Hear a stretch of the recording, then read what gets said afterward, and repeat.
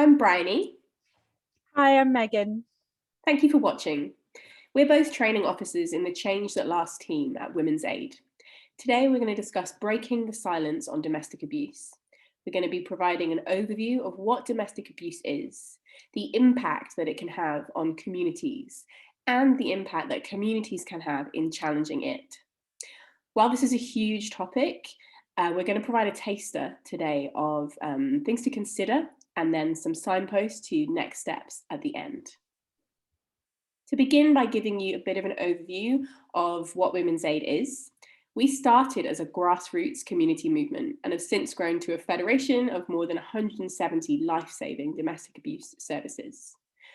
We are a national charity working to improve society's response to domestic abuse to ensure that every single survivor gets the support that they need, whoever and wherever they ask for help.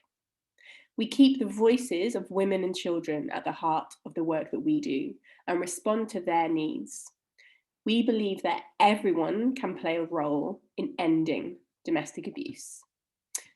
So, Megan, what is domestic abuse? Yeah, so if you want to pull up the slide and we can have a look at the definition.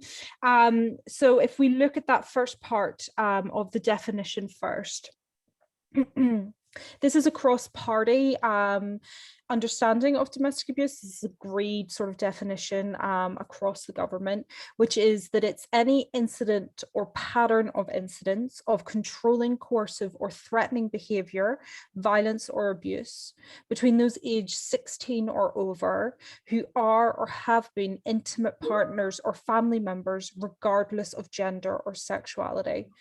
Bryony, is there anything popping out for you whenever you're looking at that definition? I think it's always interesting when we give the definition around the age and that people have some confusion around that. Yeah, for sure. I think that it always sticks out for people and that they see that and they feel really confused, because we do know that children experience domestic abuse in the homes, and that we know that young people younger than 16 experience domestic abuse within their own intimate relationships.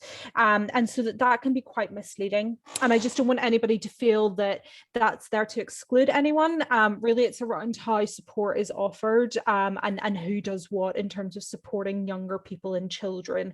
That's why it's in there. It's not to make anybody feel like they can't experience domestic abuse.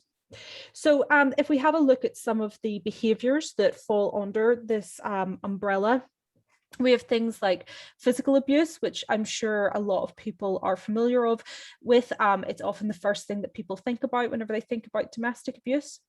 Coercive control, I'm just going to give a bit of a definition around what coercive control is, because it can be really hard to sort of define it.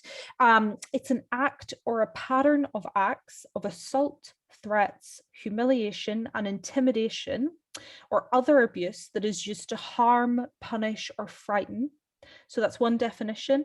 Other definitions that I have here are: it's a range of acts designed to make a person subordinate and or dependent by, isolating them from sources of support. So that could be isolating them from their friends and family, exploiting their resources and capacities for personal gain. So that also falls under economic abuse. Depriving them of the means needed for independence, resistance, and escape, regulating their everyday behaviour. So I hope that giving a definition to coercive control is useful for people, because it can feel like it's something that's quite difficult to pin down.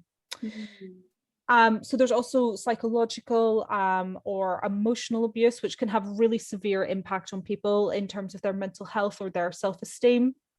And oftentimes these can be, it can have an impact that's harder for other people to pick up on, because it's not something that leaves a physical mark. And it's something that people might find harder to sort of explain.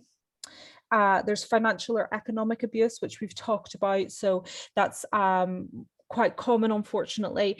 And if we're thinking about economic abuse, we might think about coercing somebody into getting into debt. That could be a form of economic abuse. We know that 60% of domestic abuse victims have been forced into debt, with an average amount of £4,500. So that would have a huge impact on your life, on your space for action, on what sort of decisions you're able to make, and what sort of steps you're able to make in your life. Sexual abuse, it's very common within abusive relationships. Unfortunately, it's a way that perpetrators choose to use sexual abuse in order to exert power and control. And we're going to talk a bit more about that in a second. There's digital and online abuse, which includes what's referred to as revenge porn. At Women's Aid, we're not massive fans of that phrase, revenge porn. We feel that it suggests, particularly the word revenge, that somebody has done something in order to trigger that happening, or somebody has done something to deserve that happening to them. Whereas actually we know that it's not, it's a tactic to have power and control over somebody else. So no, we're not a huge fan of that. And it's an interesting thing to consider and sort of think about, what's that language suggesting? But if somebody wanted to refer to what they had happened to them as revenge porn, absolutely wouldn't stop them from doing that. That's not to say that. It's just to say, consider that language and what does that suggest? Mm-hmm. And then there's also harassment and stalking. And an important thing to note around harassment and stalking is that it can be direct or indirect. So it can be a perpetrator choosing to use harassment tactics directly to the person experiencing them, the survivor, or it can be a perpetrator unwittingly getting the survivor's friends or family to pass messages along or to report on the survivor's whereabouts because they don't realize that the perpetrator is doing that. So sometimes I think we have ideas around direct harassment or stalking, but actually it can be indirect as well. So domestic abuse can be committed by a partner, an ex-partner, or a family member. It doesn't need to be something that happens whenever two people live in the same home. It can happen between people who don't live together. Whenever we talk about domestic abuse, that can be quite misleading. It can definitely happen for intimate partners, family members, or ex-intimate partners who aren't living together. It's really common. It can take many forms. Many people don't realize that what they're experiencing is domestic abuse. So today we're talking about how domestic abuse affects communities. And it's really important to note that somebody in your community might not say to you, I'm experiencing domestic abuse. What they would be more likely to say to you is something along the lines of, my partner's very jealous, or my partner's really controlling, or I'm not allowed to see my friends. Something like that. That might be a red flag that you think, oh, something's going on there. Is everything okay at home? That sounds like maybe there's some power and control in this relationship. And domestic abuse is a social and a global problem, and it has a really significant impact on communities, a huge impact on communities, on friends, on family members. And yeah, it's unfortunately very, very common. So Bryony, usually at this point, whenever we talk about, okay, what is domestic abuse, and we really sort of pin that down, people sort of say, well, why does domestic abuse happen? Yeah. And Megan, you've already mentioned a couple of times these kind of twin words, power and control. And one of the biggest myths that is out there is that people abuse others because they have lost control. Perpetrators haven't lost control. They are very much in control. For instance, we know that someone who uses abusive tactics chooses to do that within their intimate relationships, or within one of their intimate relationships, will often not be using those same tactics, such as violence or coercion, in their wider communities, right? So in fact, they might often appear like a very charming person in that other context. So this is very much about understanding it as a choice. And the image here that we can see is called the Duluth Wheel. It's a model that was first developed at a domestic abuse service in Duluth in Minnesota. And we think it's really useful because what it does is identifies some of the different tactics, but understands the why and the how of why someone is abusing. So you can see their power and control being at the center. And then in the kind of the spokes of the wheel are the different tactics that somebody would use to have or to retain that power and control over someone else. Around the outside there is kind of the container, which for the survivor, for the person being targeted, acts as a kind of the what if. So the threat of physical or sexual violence happening, or happening again if it's already happened, is often what is keeping somebody ultimately in this situation because of the choices of the abusive person, and that if those tactics in the wheel begin to it kind of not be all entirely working for the perpetrator, then they may then use physical and sexual violence as well. So really important to understand this model as being a general model that gets at the heart of power and control, but there are many other specific tactics that may be used depending on the different contexts for who the survivor is. So thinking about deaf survivors, there's a specific Duluth wheel that incorporates tactics that somebody might use to try and control a deaf survivor. Likewise, LGBTQ plus survivors, survivors of colour, young survivors, and other people where there are different identities at play that a perpetrator may try to exploit. Before we look more at identity and how that connects here, we're going to look a bit more at the process of how domestic abuse happens. Yeah, absolutely. Thanks for that, Bryony.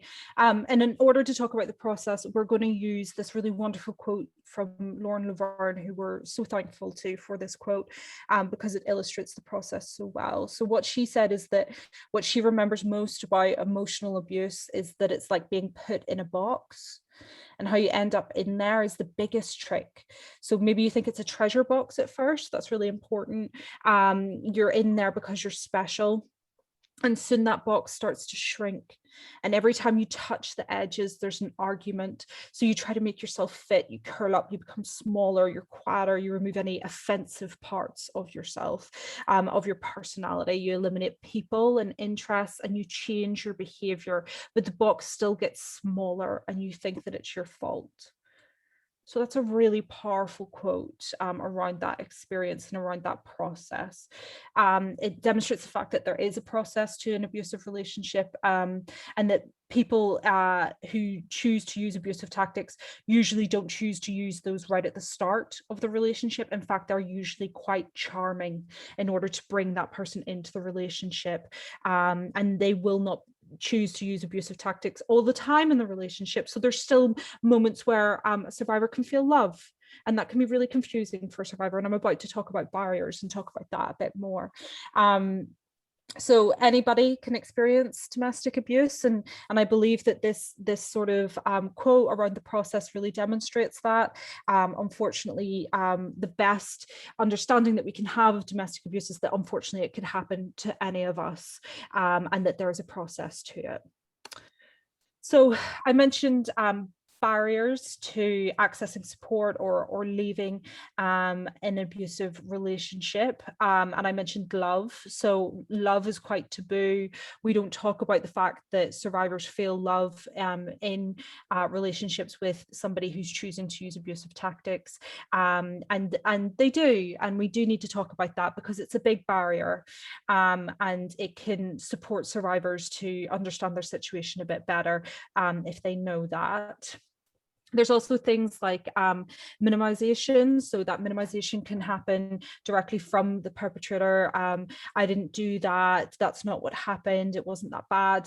But it can also happen from communities. So it can happen in that somebody might say, well, if it was that bad, they would just leave. And that's minimization. And that can be a huge barrier to somebody accessing support. Somebody might not feel that they have any choice. So, you know, Bryony talked about that experience around how a perpetrator uses power and control to really entrap somebody, and that would leave them feeling that they would have no choice. Self-blame is another big part. Shame and guilt often go together, as well as fear. You know, I think that we can all empathize with the fact that a survivor would feel fear within a relationship with somebody who's choosing to use abuse, but we don't talk a lot about the fact that a survivor may feel that in some ways it's safer to remain in that relationship because they're aware of the fact that perpetrators escalate their abusive behaviors when somebody attempts to access support or leave the relationship, and they may feel it's riskier to try and access support or leave the relationship. Isolation is a big part. We've talked a lot about how isolation is a tactic that's used by perpetrators. Status, what we mean there is we're talking about the perpetrator status within communities. So this could be somebody who's very well liked. They could have a very important position within the community. They could be a leader within the community. And therefore the survivor thinks, well, I can't actually talk about what I'm experiencing because nobody's going to want to believe me. And nobody's going to want to hear that this great person is actually somebody who's choosing to abuse. And low self-esteem. And what I'm just going to mention around low self-esteem is that there's a bit of a myth that people with low self-esteem choose to get into abusive relationships, which is completely untrue. But what it is important to say is that an impact of domestic abuse is that somebody's self-esteem would be lowered, that perpetrators are purposefully lowering somebody's self-esteem in order to entrap them, and that then becomes a barrier. So I just wanted to make that very clear. And yeah, like Bryony said, domestic abuse is caused by perpetrators' desire to gain power and control and to entrap them and to make them feel like they have no choice but to remain within that relationship and not seek any support within the relationship. And these are examples of individual barriers. So these are examples of barriers that we feel that any survivor might experience these barriers, but there are also barriers that are related to somebody's identity. Do you want to talk us through those, Bryony? Yeah, absolutely. So, as Megan said, while it is not easy for anyone to speak up about their experience, what we're looking at here is the way that society and how it views and values someone's identity, so who we are or who we are perceived to be, can make it even more challenging to access support. It's important to say that it is not the identity, our identities, which are the barrier in and of themselves, but the ways that that support might not be accessible to us because of who we are, our needs, or, as Megan's mentioned, the way that a perpetrator might exploit existing vulnerabilities that the person they are abusing has, such as, for example, if someone is an asylum seeker or has irregular immigration status, threatening to have that person deported as part of the abuse. Now, looking at this image, there's a lot that we could say about each of these areas, but we just want to kind of focus on a few of them today and look a little bit at how they overlap. So when it comes to gender, we know that domestic abuse is both a cause and a consequence of gender inequality. Even before the pandemic, women earned less than men, owned less than men, and were more likely to be living in poverty. In the first lockdown, women were twice as likely as men to lose their job or be furloughed, and are often taking on the brunt of homeschooling and childcare. We know that lack of financial independence is a key barrier to accessing safe housing, being able to leave an abuser. All of these things taken together will limit a survivor's space to take action and create those gendered barriers to accessing support. When we look down at race and ethnicity, institutional racism and prejudice within state services, the police force, are documented realities. And the resurgence of the Black Lives Matter movement last summer has called on us to address the way that these structures oppress people of colour. During the pandemic, a specialist domestic abuse service in London, run by and for Black survivors, saw a 300% increase in requests for support, no increase in funding, and 90% of those people seeking support did not report to the police. These services tell us that the women that they're supporting will often, they will want the abuse to stop, but they'll also be all too aware of what can happen to Black men in police custody. The possible consequences of calling police into communities creates an additional barrier to reporting and seeking support. And these barriers overlap with others that we've already mentioned. For example, during the pandemic, the unemployment rate for Black British workers has risen to more than 3 times the rate of white unemployment. With sexuality, it is a similar story, particularly where a survivor is not out as LGBTQ+ in every context. And so their abusive partner may choose to exploit that by creating fear around it as part of the abuse. So lesbian, gay, bi, and trans survivors will often share that an additional barrier for them is that in the very act of seeking support, that would necessarily mean outing themselves in a context where they may not be comfortable to do so, where that is the service itself, or maybe the workplace, family members, or other people in community. The perpetrator may also try to undermine or deny that person's LGBTQ plus identity, limit or control access to really crucial support networks within that community. And a survey in Scotland found that 80% of trans people had experienced emotional, sexual, or physical abuse from a partner or ex-partner. On top of coercive control from a perpetrator, a lack of support and acceptance from society and services can further reduce a trans survivor's space for action. So when you come into contact with a survivor, whoever they might be, it's so important to recognize that they may have additional or different barriers than you might. There's no one size fits all solution. And if we truly, truly want to end domestic abuse, we have to fight for a world where everyone is equal and no one experiences barriers to safety. Thanks, Bryony. So maybe we should start to have a think about the power that communities have in responding to domestic abuse and how that works. So we know that women who report domestic abuse will do so 5 times on average before they get the support that they need. That fear and understanding can leave community members feeling really unsure about the right things to say and do. And so they might actually avoid these sorts of conversations for fear that they will cause more harm than good. And we want to ensure that women who seek support are always listened to, believed, and that they don't face victim blaming attitudes from their community. And like Bryony said earlier, Women's Aid believes that everybody is able to respond to domestic abuse and end domestic abuse and be part of that response. And that's really important.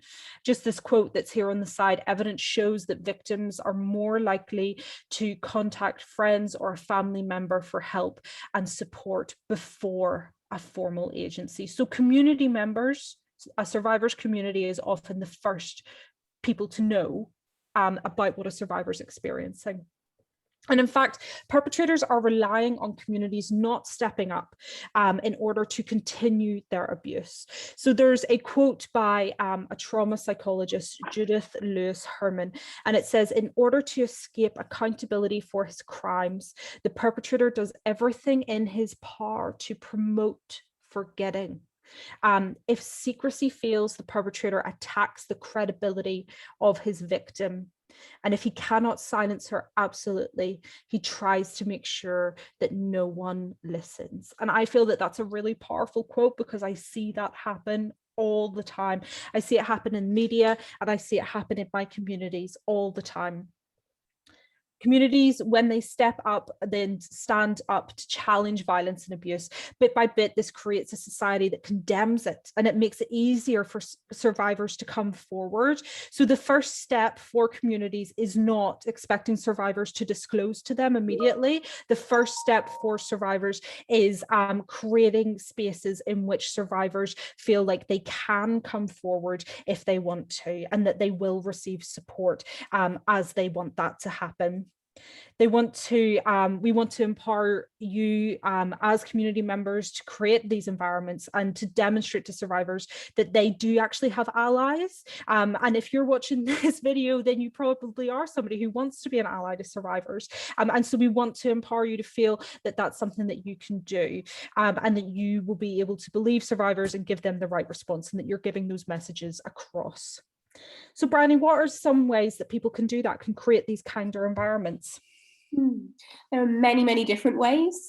There are quite a few here on this slide, which are just examples that we've drawn from our amazing community of community ambassadors who have really committed to breaking the silence around domestic abuse, to demonstrate to survivors that there are allies in their community, in their spaces, in their neighbourhoods, in their different places, both online and face-to-face, who will believe them and will give the right response so that they are able to access support and increase their space for action.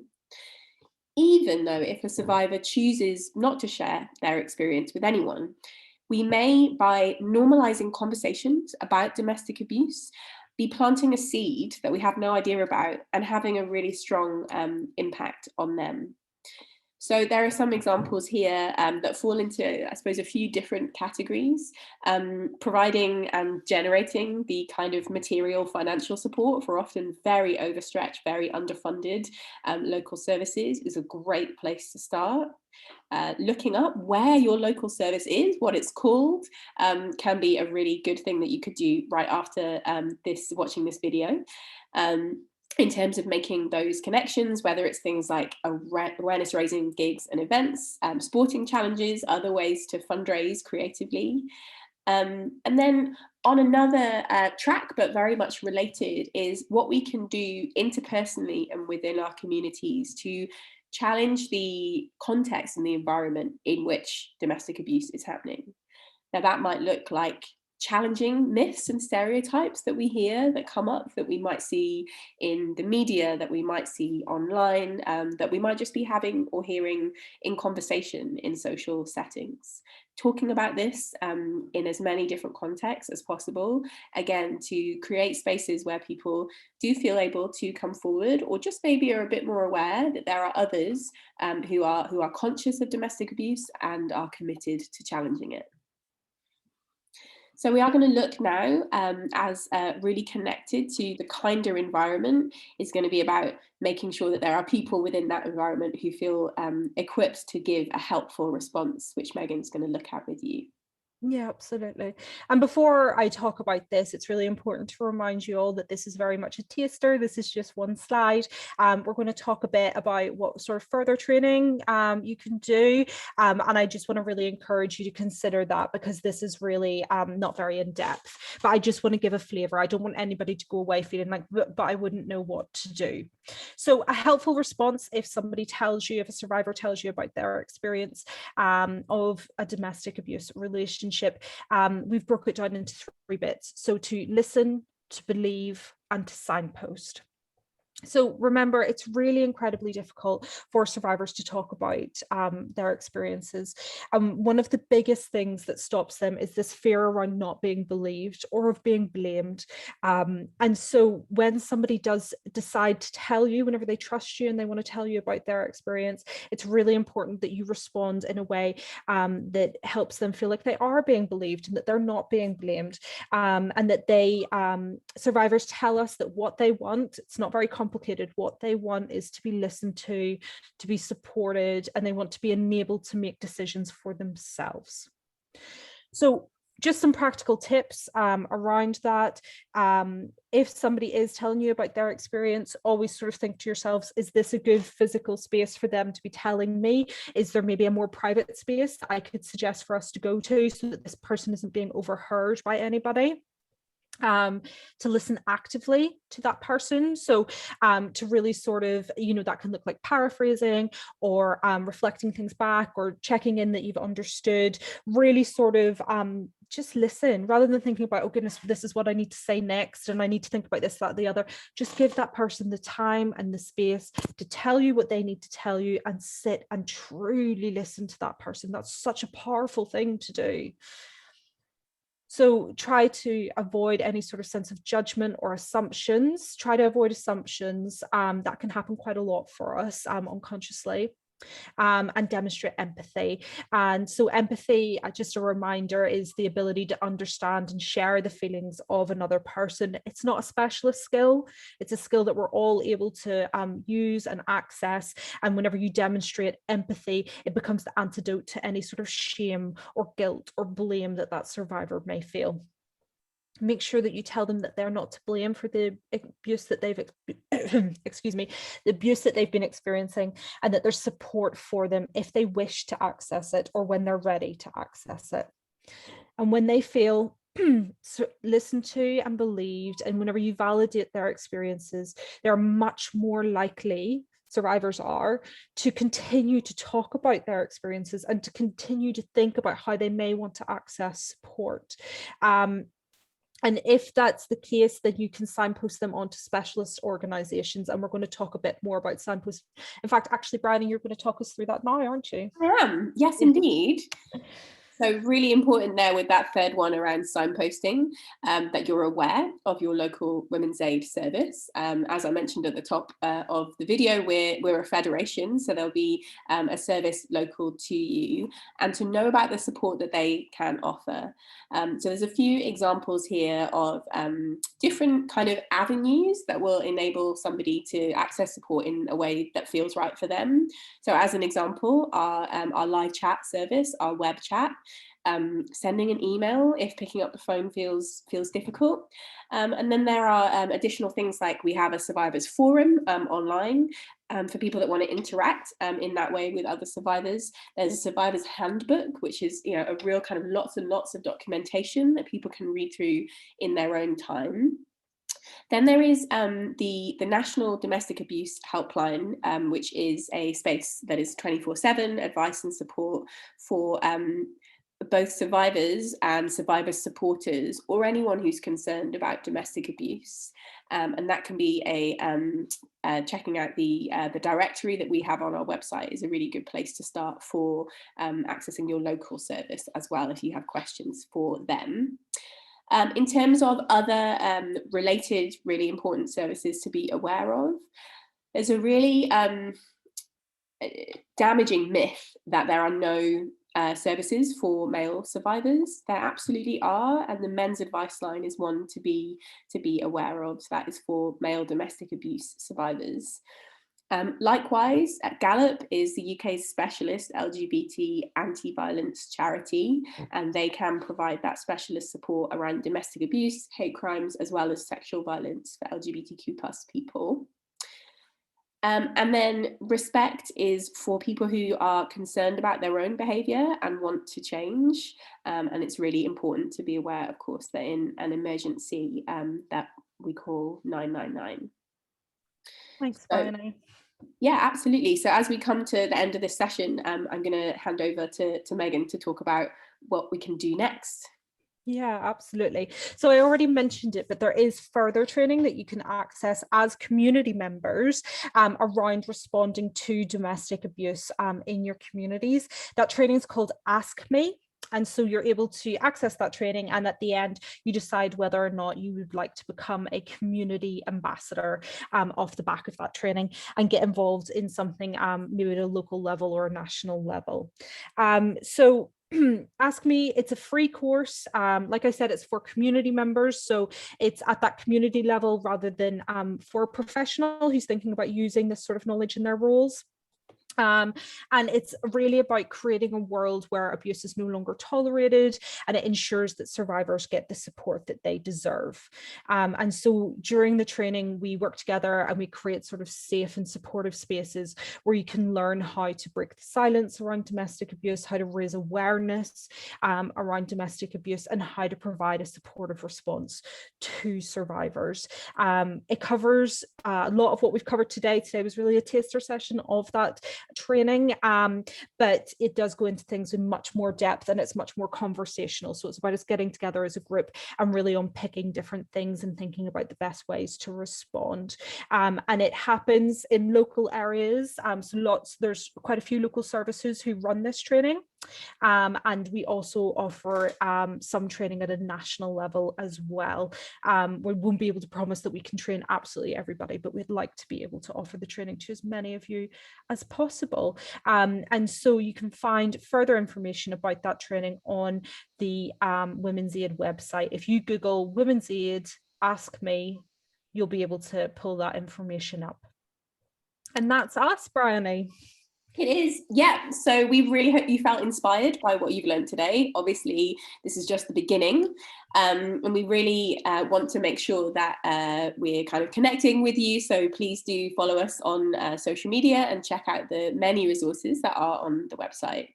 We also know that while this is a short-ish video, engaging with the reality of domestic abuse can take its toll, can bring things up for us. So be reminded to just kind of maybe take a break from the screen now that you're done watching this and do something for yourself. We do this work because we believe passionately about communities coming together to challenge domestic abuse. We don't believe that it is inevitable or something that cannot change, and we really hope that you'll join us on that journey. Thank you. Thank you.